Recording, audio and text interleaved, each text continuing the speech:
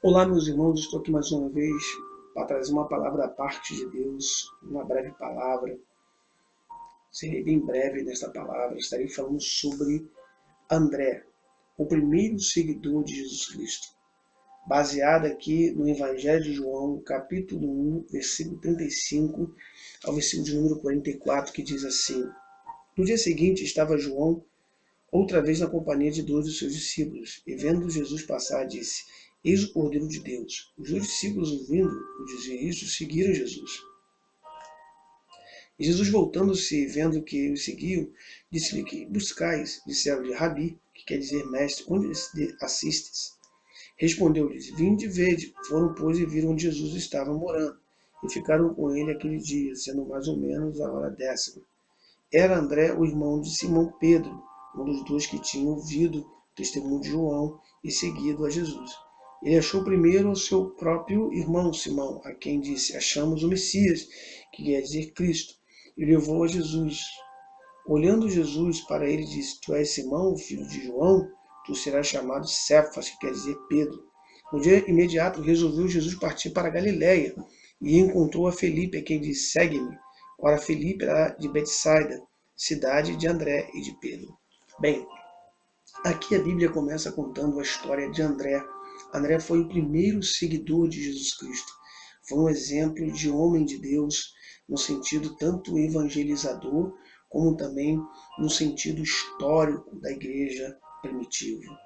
A história vai dizer que André, biblicamente falando, André ele era irmão de Pedro. Isso está no capítulo 1, versículo 41. Ele era irmão de Simão Pedro. E este homem, André, tinha um pai que chamava-se João, algumas vezes chamava-se de Jonas. Está no capítulo de 1 de João que nós lemos, e lá no versículo 42. E a Bíblia vai dizer que este homem era natural de Betsaida, que era uma cidade que ficava na Galiléia. Também está no capítulo 1, versículo 43. Ou seja, a cidade que eles habitavam e a cidade que eles nasceram foi na cidade de Betsaida, que era a cidade que ficava na Galiléia. A palavra Betsaida significa literalmente casa da pesca. Era um nome sugestivo, porque o ofício de André e de Pedro era o de pescador. Se você abrir a Bíblia no Evangelho de Mateus, capítulo 4 e 18, a Bíblia vai dizer que Pedro e André estavam pescando quando foram chamados também pelo Senhor. E a história vai dizer que a morte deste homem chamado André foi numa cruz conhecida como a cruz decussata, que era uma cruz que tinha o formato de um X e passou a ser conhecida como a cruz de Santo André. Segundo o evangelho apócrifo chamado Atos de André, diz que ele evangelizou a Acaia e finalmente foi martirizado nesta região. Então o que nós entendemos é que André, ele de fato foi um grande evangelizador. E nós temos em André algumas características que devem chamar a nossa atenção. A primeira característica é que André ele era discípulo de João Batista.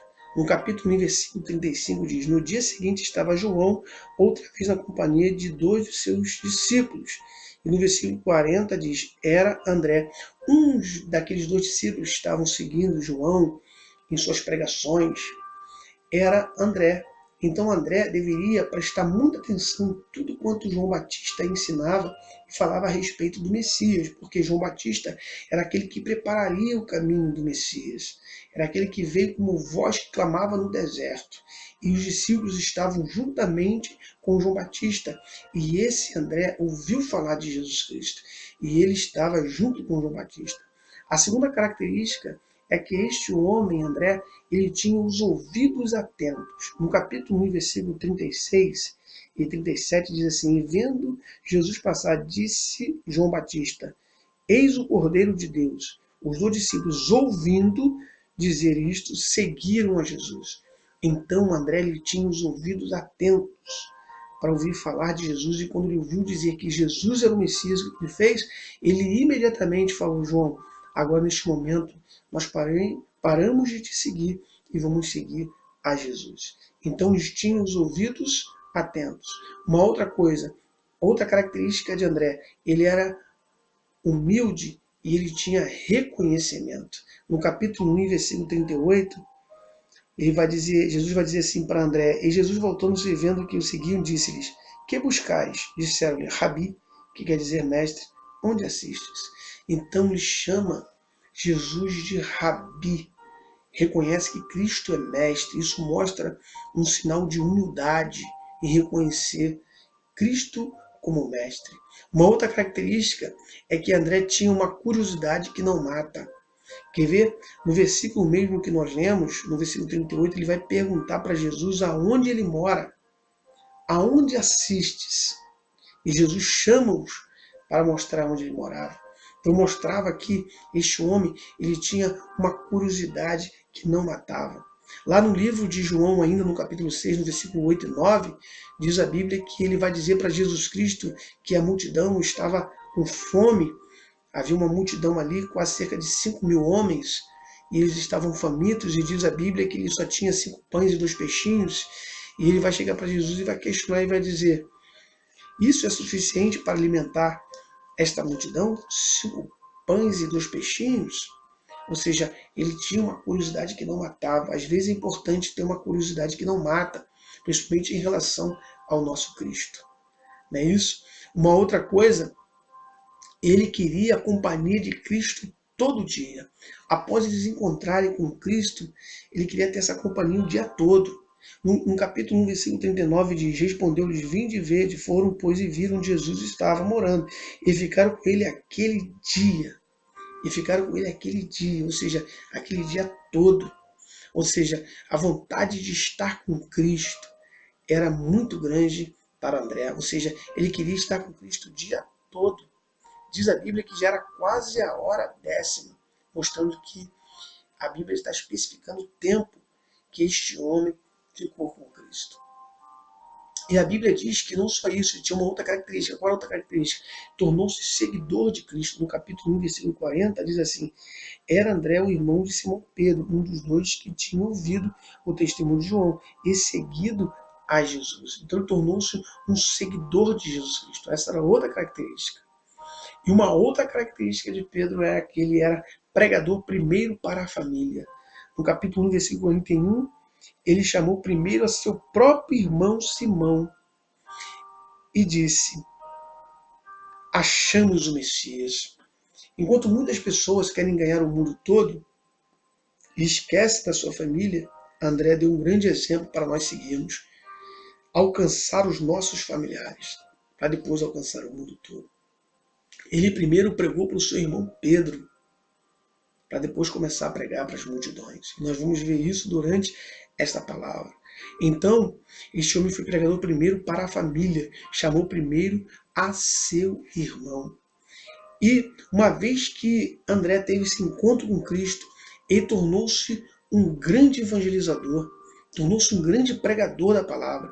Primeiro a Bíblia vai dizer que ele levou Pedro a Cristo. No capítulo 1, versículo 41, ele chama seu irmão para conhecer Jesus.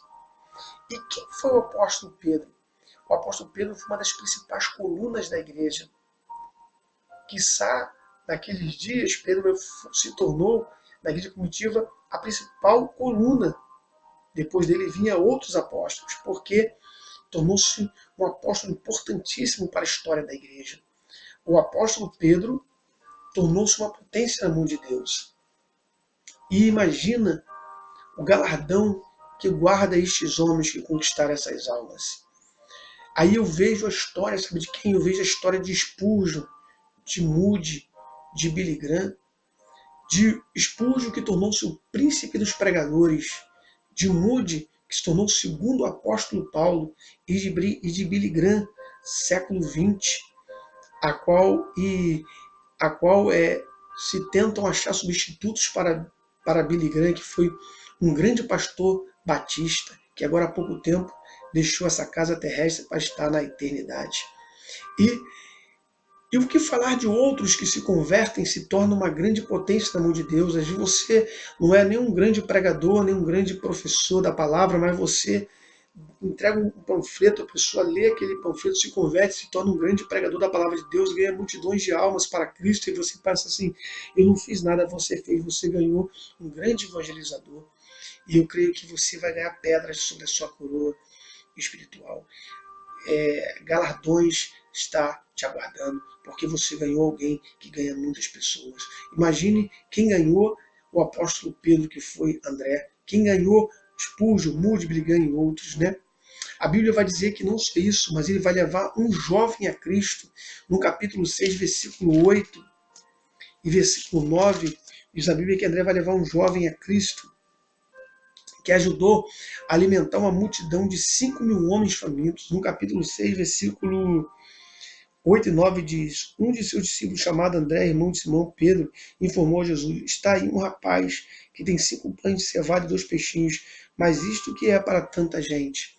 Observa que este homem ele vai levar um jovem a Cristo. E esse jovem vai levar 5 pães e 2 peixinhos e vai alimentar uma multidão de 5.000 homens famintos. Então ele não apenas levou Pedro, mas também levou um jovem a Cristo. E as 2 vezes que primeiramente vai aparecer o jovem e depois vai aparecer Pedro, nós vamos ver multidões sendo abençoadas com a graça divina. No capítulo 6, versículo 10 diz a Bíblia, disse Jesus, fazer o povo assentar-se, pois havia naquele lugar muita relva, e assentaram-se, pois os homens em número de quase 5.000.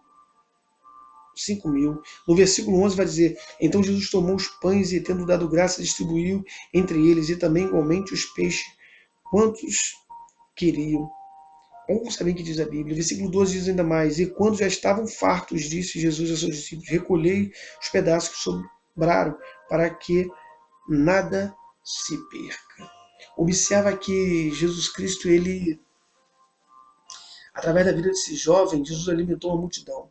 Quando você chega em Atos capítulo 2, versículo 38 a 41, ali fala que quando Pedro acaba de pregar a palavra, cerca de quase 3.000 almas são batizadas, aceitam Cristo como Salvador. E quem foram esses 2 homens? O jovem e Pedro foram aqueles que André evangelizou. Tamanha foi a obra que Deus realizou através dessas vidas. Não só apenas isso, mas o próprio André levou os gregos a Cristo.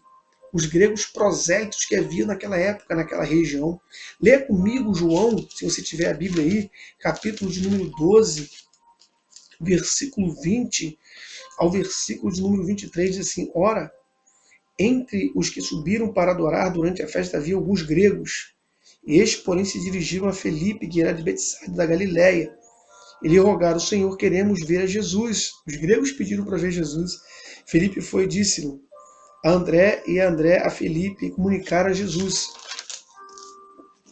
E respondeu-lhe Jesus, é chegada a hora de ser glorificado o Filho do Homem. Observa que André vai levar os gregos para conhecerem a Cristo.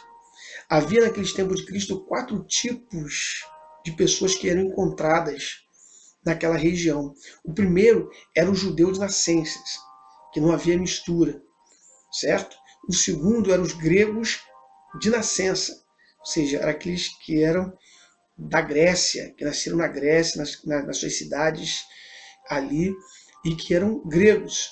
O terceiro tipo de pessoas que eram encontradas no tempo de Cristo e dos apóstolos eram os helênicos, que eram aqueles que adquiriram os costumes gregos. Vou dar um exemplo. Felipe, que foi um dos discípulos de Cristo, ele pode ter sido um helênico. Ou seja, o que era um helênico? Era aquele hebreu que aderia aos costumes gregos e aceitava toda aquela filosofia grega. E também tinha os prosélitos. Quem eram os prosélitos? Eram os que adquiriram os costumes hebreus. Os prosélitos eram gregos que aceitavam os costumes judeus, eles se circuncidavam e faziam parte da comunidade de Israel. E parece que os gregos ali estavam ouvindo a palavra do Senhor. E novamente nós vamos ver André intermediando ou sendo um meio de aproximação de Jesus para esta vida. Eu quero dizer para você aqui, neste dia, quem sabe você pode ser aquele que intermedia, aquele que faz com que as pessoas se aproximem de Jesus. Jesus quer usar você como usou também André. Deus fez de André um grande pescador de almas. Deus fez de André um grande seguidor. E Deus quer fazer de você um grande seguidor de Jesus Cristo. A história vai falar da missão evangelizadora deste homem. Tamanho foi o chamado de Deus na vida de André que ele fez história. Ele tornou-se até um mito na época, né? Nós dizemos hoje na linguagem moderna, na linguagem via Facebook, via internautas, né? Ele imitou, na verdade, do seu tempo. Porque André, de fato, ele marcou uma grande história. Tanto que Eusébio de Cesareia, em um dos seus registros, ele vai dizer que, segundo a tradição, afirma que posteriormente André tenha trabalhado na Síria e por essa razão ele foi adotado como santo patrono da Rússia, segundo o historiador chamado Eusébio, historiador da igreja primitiva. Porém, outras tradições vinculam-no a Lídia, a Trácia e a Caia, onde, segundo diz, que ele morreu ali martirizado na cruz de Cussata, que era a cruz no formato de um X. Por causa dessa tradição, tornou-se o santo patrono da Grécia. Ou seja, ele de fato marcou a história. Uma outra tradição posterior diz que um de seus braços foi trazido para a costa oriental da Escócia por Régulo, e assim tornou-se também o santo patrono da Escócia. Isso mostrando tamanha foi a história deste homem. André não possuía nenhuma habilidade nativa e agressiva de seu irmão Pedro, mas desempenhou um importante papel na evangelização. Ou seja, ele não era um homem agressivo, talvez ele não seria um pregador pentecostal, ou quem sabe um grande orador notório da época, mas a história vai dizer que ele desempenhou um importante papel na evangelização. Isso mostra que não é pelo fato agressivo, pela forma explosiva de você pregar, ou de você falar, ou de você ensinar que você vai influenciar as pessoas, mas as pessoas serão influenciadas por tamanho testemunho de vida cristã que você tem, por tamanho testemunho e capacidade de ver uma vida capacitada por Cristo. Porque nós não somos capazes, a capacidade vem dele. Ele que nos capacita. E também foi esse homem, chamado André, um grande pregador do Evangelho. O Evangelho de André, que é conhecido como Atos de André, que é um livro apócrifo de origem gnóstica, que data o ano de 260 depois de Cristo, o mais fragmentado dos manuscritos existentes, reveste-se de um caráter fortemente gnóstico, comentado por Eusébio de Cesareia. Fala-se ali sobre a suposta pregação de André entre os povos canibais e outros, seus vários milagres e suas exaltações em favor da sua virgindade e do celibato. De fato, este homem marcou uma história extra-bíblica tremenda. Isso mostra que mesmo não havendo mídia, é possível marcar história. Observa aqui André, por isso que eu falei que ele imitou. Porque ele também não apenas imitou, mas tornou-se um grande marcador de história. Não existia mídia na época, não existia Twitter, blog, Facebook, WhatsApp. Outros tantos que você deve conhecer, né? Você que é internauta, que conhece muito, né, de programas, para poder se divulgar alguma coisa, observa que ele não precisou disso. Não existia esse banner, não tinha como gravar esse vídeo que eu estou gravando, mas a história vai dizer que ele marcou a história. E eu acho que uma coisa tão linda que eu vejo é que aqueles homens não precisavam desses artifícios que nós precisamos. Não havia avião, não havia um telefone celular, nem havia telefone convencional. Não havia carro de primeira linha para esses homens andarem de um lugar para o outro. Muitos andavam a pé, outros de barquinho. Outros tinham que pagar grandes quantias para poder viajar de um lado para o outro. Outros tinham que ser presos para poder ir para outro estado e pregar a palavra, como foi o caso de Paulo, que teve que ser preso para ser levado para Roma, para pregar em Roma. Mas eles marcavam história. Ouvia-se falar do bramido que eles davam para falar de Jesus Cristo, para falar de Deus. Essa foi a história de André. O André tornou-se um grande apóstolo da sua época, um grande homem de inspiração. Vidas como o de André, nós tivemos outros homens como Billy Graham, século XX, que agora nos deixou, está com Cristo. O que falar dos suecos, fundadores da Assembleia de Deus, 1910 a 1913, homem como Daniel Berg e Gunnar Wingli, que fundou a Assembleia de Deus, hoje uma das maiores igrejas do Brasil, que prega a palavra de Jesus Cristo. Esses homens eram missionários. O que falar no século XIV, XV e XVI, homens como João Wycliffe, que foi considerado a estrela matutina da Reforma, que foi chamado de homem fogo, vento, água e terra. O que falar de João Hus, o ganso de Deus? O que falar de Martinho Lutero, o cisne? O que falar de William Carey, o grande missionário? O que falar de John Wesley, um tição tirado do fogo? Foram homens que marcaram história, foram homens que foram usados por Deus em sua época. E o Senhor Deus, nesses últimos dias, também tem um homem da sua época. Nesses últimos dias, Deus tem você, você será a pessoa dessa época. Você será o homem e a mulher que Deus quer usar. Deus quer que você pregue para a sua família, mas quer alimentar multidões. Ele quer fazer com que multidões sejam alimentadas. Deus quer que você pregue para os estrangeiros se converterem a Cristo, assim como André pregou para os gregos. André aprendeu o ID de Jesus. Temos vivido tempos difíceis, nunca se pregou tanto e sobre variados temas, e o povo não tem se rendido. Precisamos voltar ao altar da rendição a Cristo, para que uma vez conquistado por Ele, conquistamos almas para Cristo. É tempo de rendermos a Cristo totalmente, é tempo de nós sairmos das prateleiras, é tempo de nós sairmos das quatro paredes, é tempo de nós levarmos a verdade de Cristo para as pessoas se converterem a Jesus, é tempo de pararmos de ficarmos debatendo entre irmãos, de ficarmos questionando com a doutrina, é tempo de nós falarmos de Jesus Cristo para as pessoas se renderem a Cristo de fato e de verdade, para que as pessoas sejam impactadas por um evangelho que confronta, mas um evangelho que leva as pessoas a terem uma vida modificada. Porque não é a quantidade de pessoas que você leva para a igreja, mas é a quantidade de pessoas que são geradas por um evangelho genuíno, o evangelho da palavra de Deus. Deus nos chamou para pregar a palavra.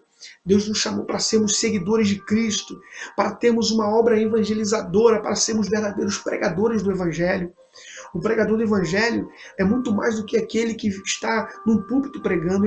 O pregador do evangelho é muito mais daquele que exerce um cargo eclesiástico na igreja ou que participa de grandes eventos evangélicos. O pregador do evangelho é aquele que se rende a Cristo e diz: Senhor, preciso alcançar almas para ti, Senhor. Não me deixe morrer sem que antes tenha atingido o maior número de almas, Senhor. Sem que antes eu tenha alcançado o maior número de pessoas para o Evangelho através da pregação do Evangelho. Às vezes nós desprezamos tão simples mensagens, mas de tão simples mensagem é que Deus fala conosco. É tempo de tornarmos pescadores de almas. É tempo de trazermos em nós a marca de Betsaida, a cidade da pesca. É tempo de nós pegarmos rede, alcançarmos e tornarmos pessoas que marcam história na sua época.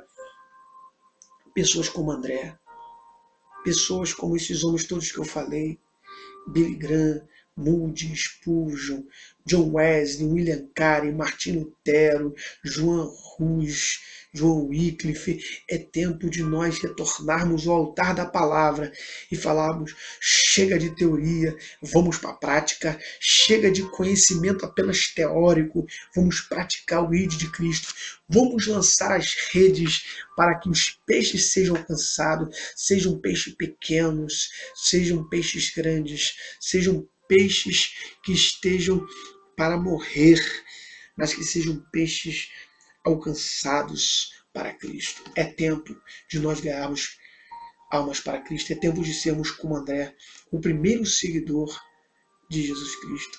Vamos juntos falar de Jesus. Fica na paz e receba essa palavra de fé para a sua alma, em nome de Jesus. Amém.